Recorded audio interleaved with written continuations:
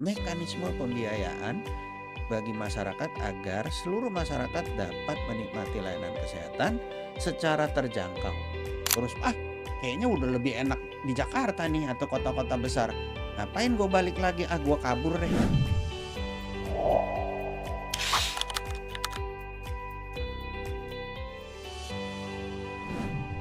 Assalamualaikum warahmatullahi wabarakatuh. Selamat datang di podcast BEM. Perkenalkan, nama saya Noval sebagai host pada hari ini. Hari ini kita akan membahas topik yang kedengarannya berat, tapi sebenarnya ini sangat penting untuk kita bahas ke depannya. Topiknya adalah ketimpangan akses layanan kesehatan. Kita sering dengar slogan, kesehatan adalah hak dari semua orang. Tapi apakah benar semua lapisan masyarakat sudah menerima haknya? Untuk itu, hari ini kita kedatangan sosok yang luar biasa. Beliau merupakan dokter spesialis akupuntur, konsultan geriatri yang berpraktik di MRCCC Siloam Semanggi dan merupakan direktur operasional dari Rumah Sakit Fatmawati. Tanpa berlama-lama lagi, langsung saja kita sambut Dr. Aldrin Nelwan Pancaputra. Baik, assalamualaikum, selamat pagi. Apa kabar, Dok? Alhamdulillah baik. Perjalanan ke sini apakah lancar, Dok? Alhamdulillah lancar. Dan saya tinggal nyebrang karena studio ini berdekatan dengan Fatmawati. Oh iya. Mungkin boleh disapa terlebih dahulu, Dok. Baik, jadi pada semua pemirsa ya bahwa saya diundang nih oleh BEM FK UMJ ya. Iya, benar, Dok.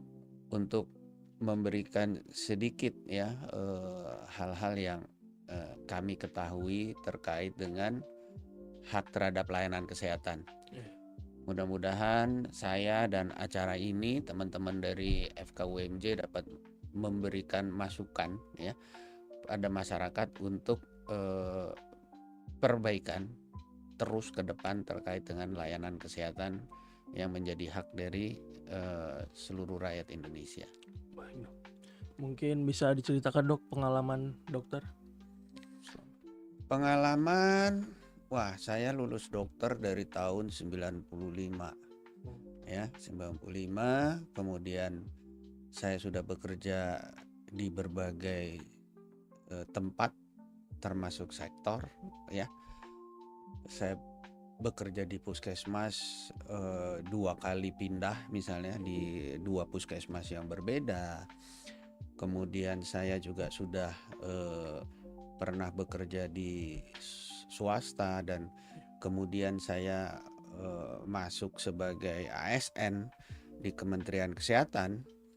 Di sana pun saya sudah berpindah, kalau saya hitung itu sudah sekitar 5-6 kali di sana ya.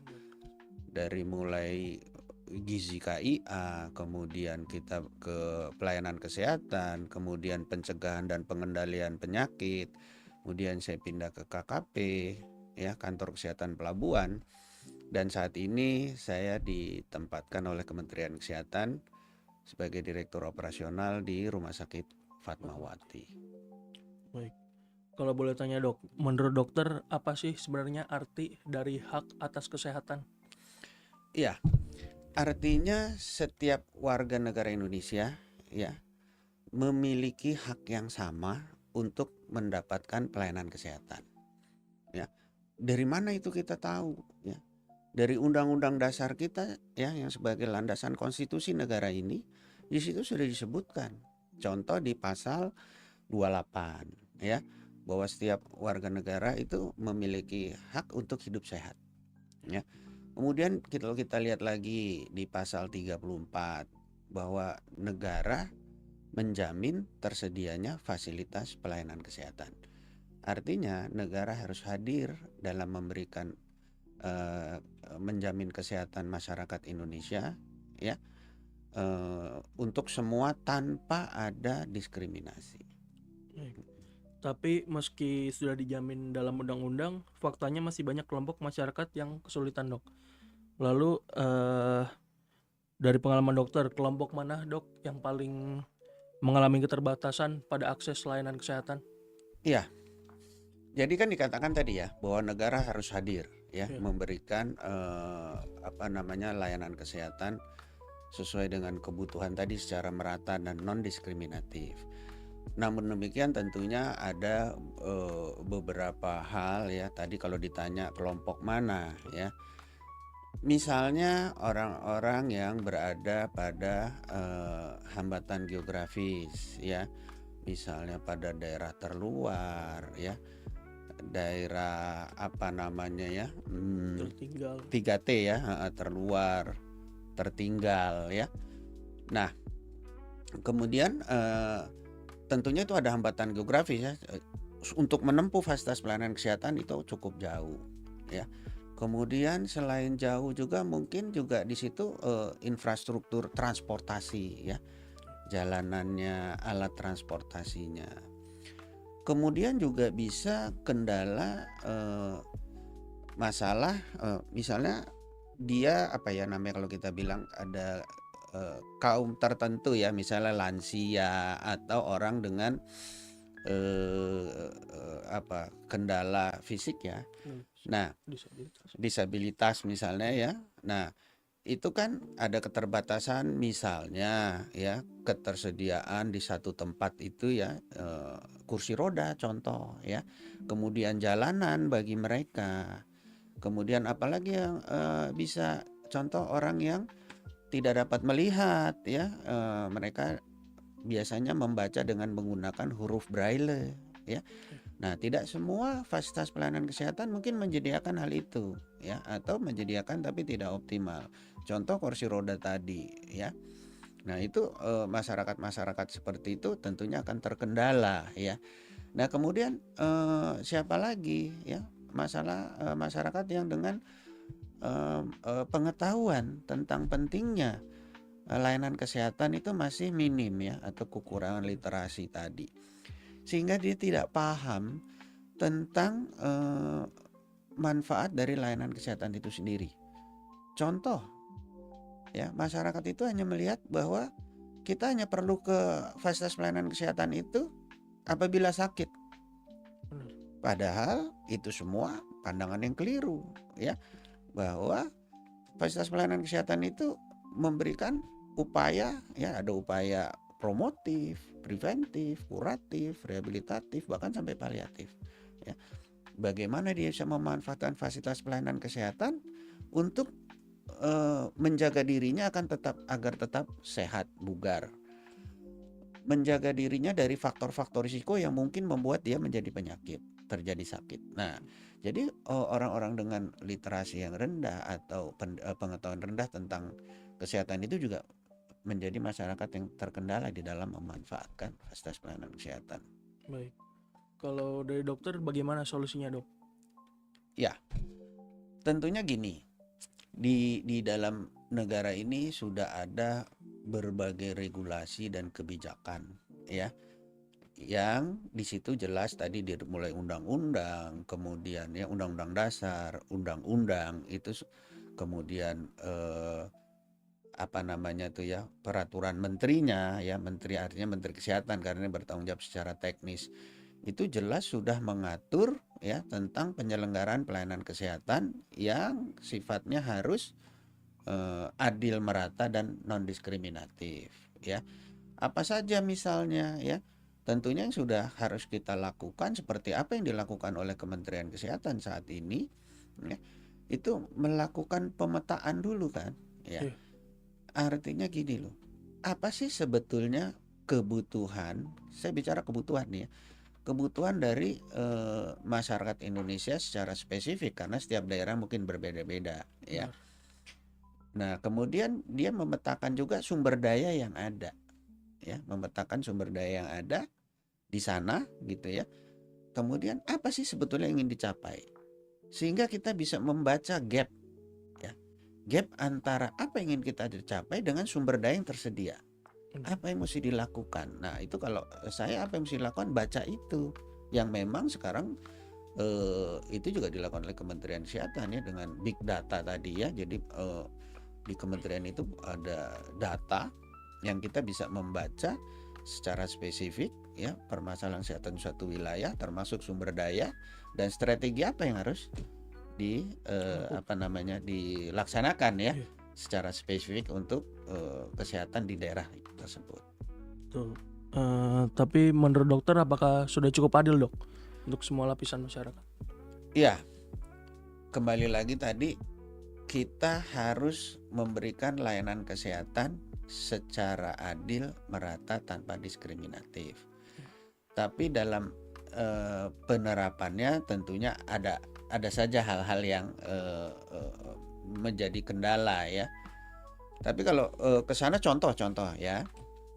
Sekarang tadi undang-undang udah menyatakan begitu. Selain itu kita punya apa lagi? Pengobatan gratis misalnya. Itu kan keadilan ya. Kita memberikan pengobatan gratis untuk masyarakat kurang mampu misalnya ya. Kemudian juga kita berikan pengobatan cuma-cuma kalau kita terjadi suatu bencana misalnya ya, itu kan bentuk pemerataan atau tanggung jawab pemerintah. Kemudian ada juga misalnya yang namanya berbagi peran ya atau apa ya, contohnya gini, untuk JKN itu ada yang namanya PBI ya. Jadi dia dibayari iurannya oleh pemerintah. Tapi ada juga yang mandiri. Ya, ada yang mandiri. Artinya ada juga subsidi dari pemerintah untuk masyarakat yang tergolong mampu ya, sehingga dia juga bisa menikmati layanan kesehatan yang terjangkau dengan kualitas ya dan keamanan yang baik. Lalu menurut dokter, sistem jaminan kesehatan nasional seperti contohnya yang paling populer BPJS, Dok, itu apakah sudah cukup menjamin keadilan layanan kesehatan, terutama bagi menengah ke bawah? Ya, jadi memang JKN itu salah satu wujud ya, salah satu saya katakan wujud dari kebijakan pemerintah untuk memberikan pelayanan yang adil dan merata tadi ya, adil dan merata bagi seluruh warga negara. Ya, itu tujuannya. Jadi, tapi tadi saya sudah katakan ya, ada kendala-kendala lain. Misalnya, ya kalau JKN itu kan artinya dia hanya salah satu bentuk pembiayaan ya dalam memberikan layanan kesehatan. Banyak faktor untuk memberikan layanan kesehatan ya. Tidak hanya mekanisme pembiayaan saja ya. Sebagai sumber daya itu kan bukan pembiayaan saja ya. Kalau kita bicara sumber daya itu kita bisa bicara material, money, method kan gitu ya. Nah, sekarang juga walaupun pemerintah berusaha seperti itu, tapi kita berbicara lagi tentang ketersediaan, artinya baik jumlah maupun penyebaran dari sumber dayanya, sumber daya manusia misalnya ya. Kemudian money tadi udah, kemudian juga metode dari bagaimana menempatkan mereka, bagaimana memberikan mereka tenaga-tenaga medis atau tenaga kesehatan itu suatu insentif atau jaminan sehingga mereka mau berada di daerah-daerah terpencil, daerah-daerah terluar ya, daerah-daerah tertinggal misalnya, sehingga pelayanan kesehatan itu bisa dirasakan oleh seluruh warga negara Indonesia ya. Jadi kalau dikatakan hanya JKN saja, iya memang JKN itu di apa namanya ya, memang didesain untuk memberikan keadilan tadi. Tapi selain itu ya, baik itu pemerintah pusat maupun pemerintah daerah melalui mekanisme APBN atau APBD-nya juga mensupport itu kan, seperti untuk membangun fasilitas-fasilitas tadi, puskesmas misalnya ya, kemudian subsidi obat, kemudian insentif bagi tenaga medis atau tenaga kesehatan ada di sana sehingga mereka mau ditempatkan di semua tempat dengan memberikan layanan sepenuh hati, artinya memberikan apa yang terbaik yang bisa dia berikan. Lalu bagaimana menurut dokter pelayanan di fasilitas publik dibandingkan dengan swasta? Kan fasilitasnya kadang terlihat berbeda dan jauh gitu. Ya.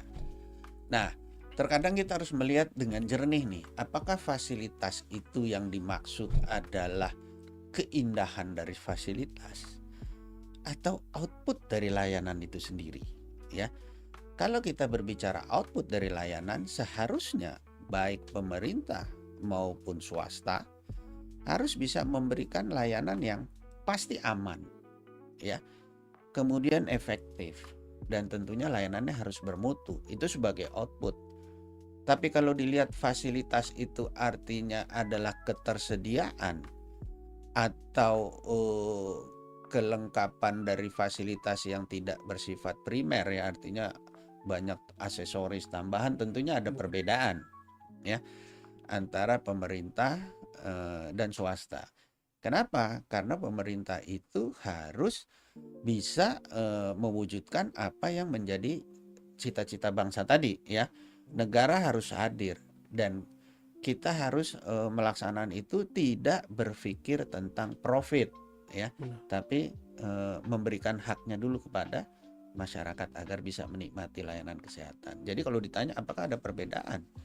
Kalau perbedaannya bentuknya tadi, ya, tapi kalau bentuknya adalah harusnya dalam bentuk output dari layanan, ya, harusnya kita semua harus yang sama, punya mutu yang sama, memiliki keamanan yang sama, ya, kemudian efektivitas yang sama.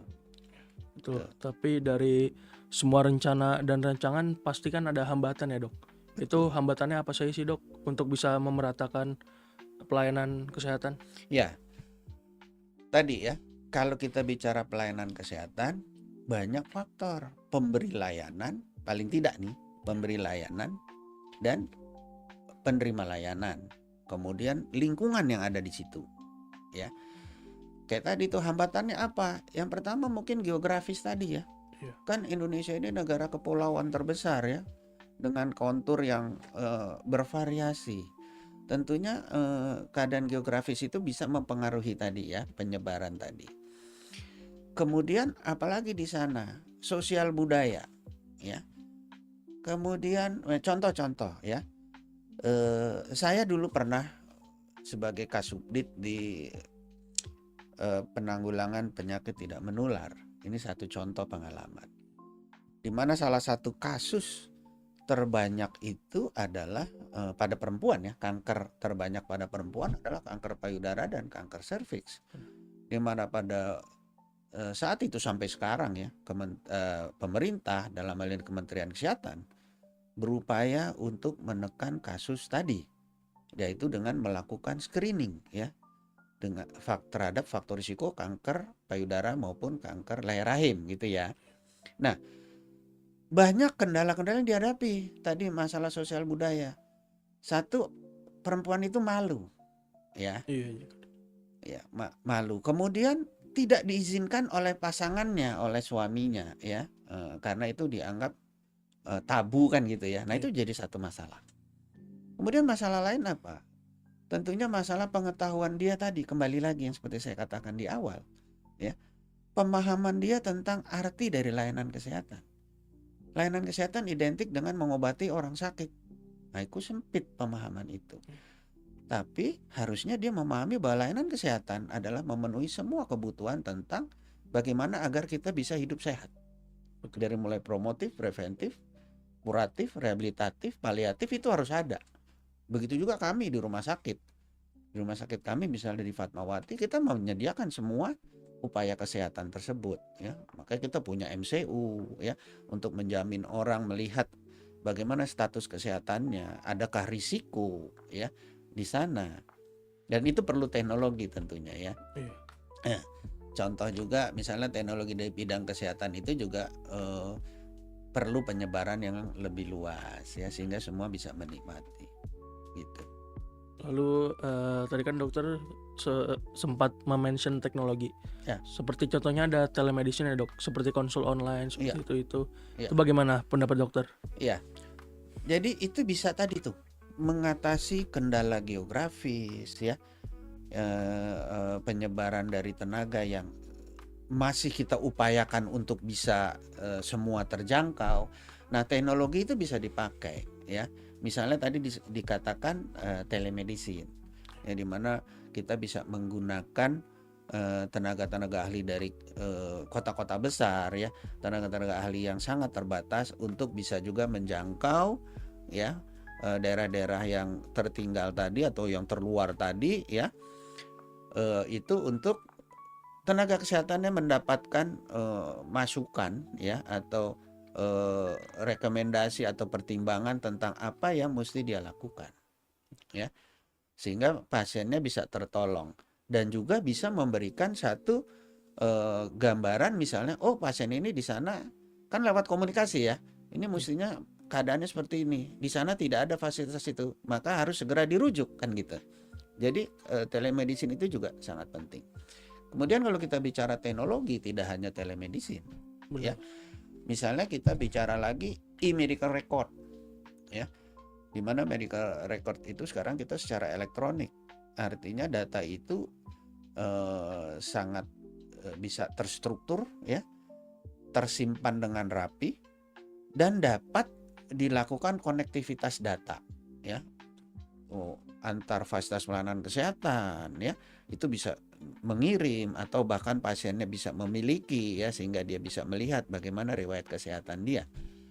Kemudian juga itu bisa mendukung sistem rujukan, dan kita juga di pemerintah saat ini Kementerian Kesehatan memiliki big data tadi ya, big data tadi tentang masing-masing individu, kesehatan individu maupun fasilitas-fasilitas dan masalah-masalah kesehatan yang ada di Indonesia. Baik. Tapi tentu kita sadar juga ya dok, kalau pemerintah itu nggak bisa bekerja sendiri. Pemerintah juga harus berkolaborasi dengan swasta. Iya. Itu bagaimana pendapat dokter? Gini, kalau kita lihat aturan-aturan yang ada ya, kan kita selalu berangkat dari situ ya. Memang negara berkewajiban untuk memberikan layanan kesehatan tadi. Masyarakat berhak gitu ya mendapat layanan kesehatan. Tapi jangan lupa di situ juga tertulis bahwa setiap manusia, setiap warga negara wajib untuk menjaga kesehatan dirinya maupun orang lain. Ya. Artinya setiap kita juga memiliki kewajiban untuk menjaga kesehatan, meningkatkan kesehatan baik terhadap diri maupun orang lain.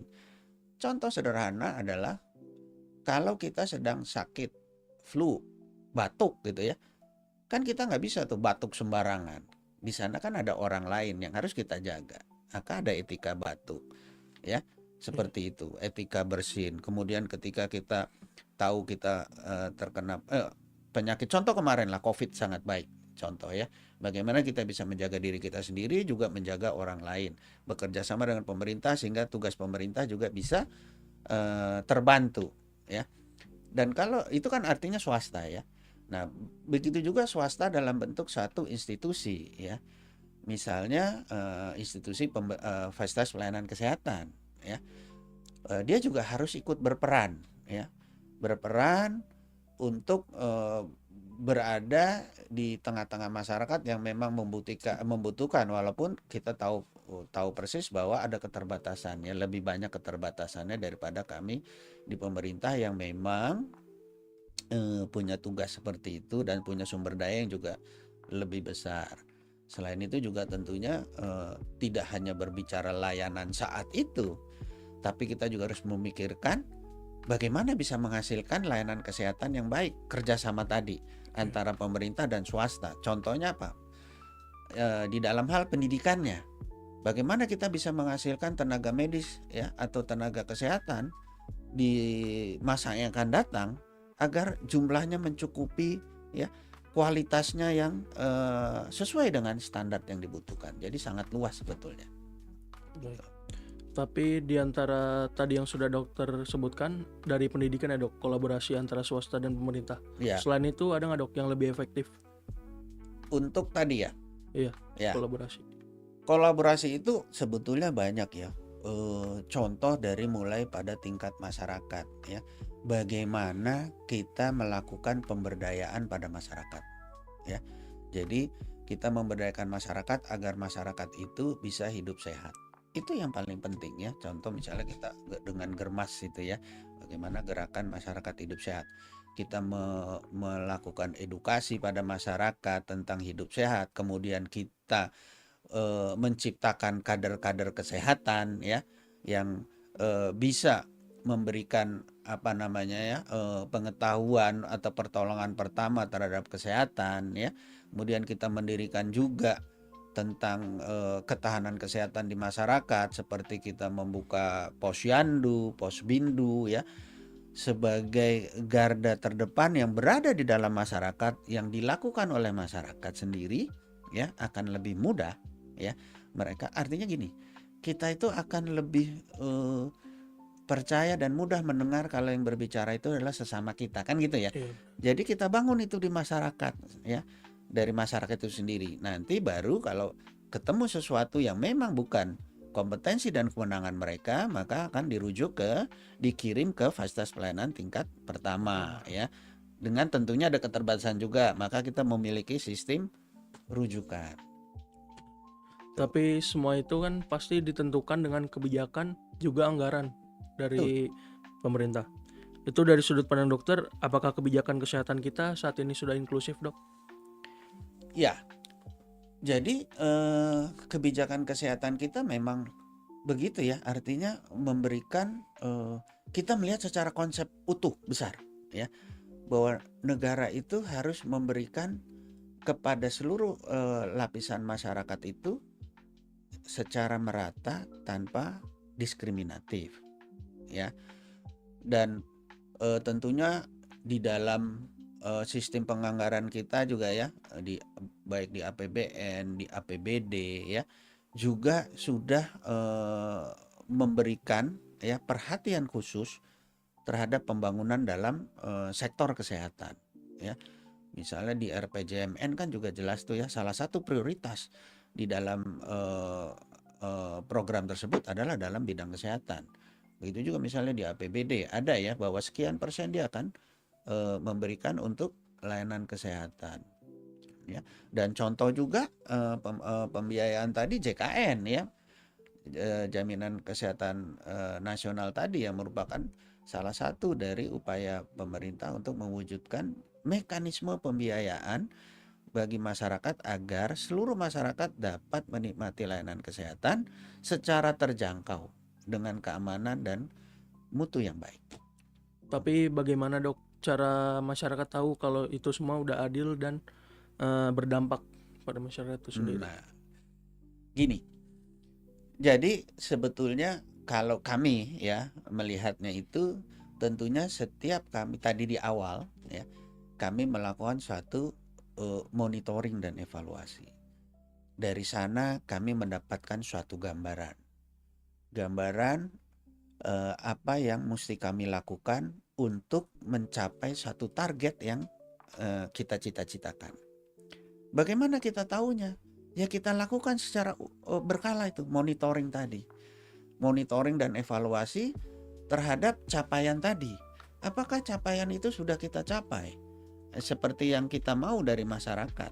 Nah, bagaimana caranya kita tahu? Kan kita punya cara untuk mengukur ya, baik itu secara kuantitatif atau kualitatif. Kita misalnya juga bertanya pada masyarakatnya. Nah, yang gap tadi yang masih ada, apakah bisa terjawab sesungguhnya oleh kegiatan kita, yang program yang sudah kita lakukan? Kalau memang sudah tapi belum tercapai, mungkin waktunya kurang atau programnya perlu kita tingkatkan. Bisa juga programnya kurang tepat, atau bisa juga programnya benar tapi pelaksanaannya yang keliru. Banyak tuh ya. Nah, jadi kita bisa melihat dari dampaknya, dari indikator-indikator ya, sebagai parameter yang kita pakai untuk menggambarkan keberhasilan dari upaya-upaya yang ingin kita hasilkan. Baik. Mungkin kalau mungkin terakhir, Dok, kalau suatu saat dokter diberi kesempatan jadi pengambil kebijakan, itu apa sih hal pertama yang akan dokter prioritaskan? Pertama-tama saya mengucapkan amin, alhamdulillah, mudah-mudahan dapat kesempatan, kan gitu ya. Iya. Nah iya, setiap kesempatan yang ada itu harus kita manfaatkan untuk sebesar-besarnya membawa bekal ketika kita kembali, betul ya? Betul. Nah, jadi kalau apa yang akan saya lakukan kalau saya dapat kesempatan itu yang tadi saya ucapkan. Pertama kali adalah saya akan memotret ya, akan melihat dulu sebetulnya apa sih yang menjadi kebutuhan secara spesifik. Artinya daerah Indonesia ini luas sekali, ya, tidak bisa digebiah uyah. Ada yang secara umum begitu, tapi ada yang secara spesifik setiap daerah kan berbeda-beda. Kita potret dulu ya supaya strategi kita nggak keliru. Setelah itu kita buat suatu pendataan yang baik. Baru kita buat desain ya. Apa yang mau kita capai tadi? Ya, ini. Baru kita tentukan parameter atau indikator keberhasilannya. Nah, setelah itu ketemu, dua-dua itu ketemu, kita bisa membaca gapnya. Dari apa yang kita cita-citakan dan sumber daya yang kita punya, maka kita tahu apa yang mesti kita isi ya untuk mencapai yang tadi kita punya. Itulah kebijakan-kebijakan atau regulasi-regulasi yang harus kita buat agar apa yang kita ingin lakukan itu tercapai. Tapi ingat, jangan sampai regulasi atau kebijakan yang kita buat justru menghambat kan gitu. Ya, jangan sampai justru menghambat. Nah, itu kan berbahaya ya. Saya mendengar kemarin pidato ya dari pimpinan negara kita ya, bahwa jangan sampai birokrasi itu justru menghambat. Birokrasi itu harus kenyal dan fleksibel ya. Itu yang saya dengar dari pimpinan negara kita kurang lebih 1 hari yang lalu. Saya suka lihat-lihat di YouTube. Itu buat saya itu wah luar biasa ya. Jangan sampai kebijakan kita justru begitu kita mendapat kesempatan, justru kebijakan yang kita buat malah menjadi panjang ya, malah justru tidak adekuat ya, sehingga hasilnya justru sebaliknya. Itu yang akan saya lakukan. Baik, mungkin sebelum penutupan Dok, ada nggak Dok pesan untuk layanan kesehatan Indonesia 5-10 tahun mendatang? Ya, nah ini justru karena saya sekarang diundang oleh BEM dari FKUMJ, Benar. ya, justru saya ingin menitip pada adik-adik saya, calon-calon dokter yang akan menjadi dokter di masa yang akan datang, ya, karena pelayanan kesehatan itu, penyelenggaraan pelayanan kesehatan itu, ya, tidak hanya soal uang, tidak hanya soal fasilitas, ya, tapi juga terkait dengan sumber dayanya, ya, sumber daya atau pelakunya itu yang paling penting, ya, dan salah satu ujung tombaknya adalah seorang dokter. Karena saya diundang sekarang oleh mahasiswa kedokteran, maka yang ingin saya titipkan untuk sekarang dan ke depan, ya, maka jadilah dokter yang baik. Dokter yang memang memiliki cita-cita mulia ya untuk memberikan layanan kesehatan terbaik untuk seluruh masyarakat Indonesia. Artinya apa? Ya, artinya kita harus memikirkan masalah kesehatan itu secara luas. Ya, apakah itu dalam bentuk teknologi, penciptaan teknologi sehingga semua itu bisa dijangkau dengan teknologi, ataukah kita harus hadir fisik? Ya, misalnya nanti Kementerian Kesehatan membuat aturan apa namanya itu ya, wajib kerja sarjana bagi dokter ya, dikirim ke sana. Contoh sekarang ada apa namanya itu, Nusantara Sehat kan gitu ya, dikirim. Nah, jadi dokter-dokternya juga mau secara pribadi atau tadi ya dikirim oleh pemerintah ya untuk dikirim ke sana. Itu saya titip tuh ya, dan itu harus ada di dalam hati setiap dokter. Oh, contoh nih nanti dokter misalnya, saya kan tidak tahu ya, mungkin disekolahkan dari pemerintah daerahnya. Ya, harapannya pemerintah daerah itu adalah teman-teman mau kembali ke daerahnya untuk membangun, ya kan? Nah, itu saya kepingin cita-cita itu jangan terus kayaknya udah lebih enak di Jakarta nih atau kota-kota besar. Ngapain gue balik lagi? Gue kabur deh, gitu ya. Iya. Jadi sekali lagi karena saya diundang di sini, saya titik beratkan adalah pada saudara-saudara saya, calon teman sejawat ya, untuk menanamkan itu sehingga kita bisa memberikan layanan kesehatan yang merata, baik hadir fisik atau melalui teknologi ya, atau kepintaran kita tadi ya, bisa memberikan layanan tadi melalui telemedicine, oke, atau melalui apa tadi ya, e-learning, pembelajaran jarak jauh ya, kita mau memberikan itu dengan apa ya, dengan rasa tanggung jawab, atau hadir fisik ya untuk memberikan pertolongan secara langsung. Itu sebagian kecil loh ya. Iya. Dari yang lain, mekanisme pembiayaan, regulasi ya, itu masih ada lagi. Wah, luar biasa banget ya teman-teman insight dari Dr. Aldrin. Mungkin sampai sini saja podcast kita untuk hari ini. Terima kasih dokter sudah hadir di sini. Assalamualaikum warahmatullahi wabarakatuh. Waalaikumsalam warahmatullahi wabarakatuh. Dadah semuanya.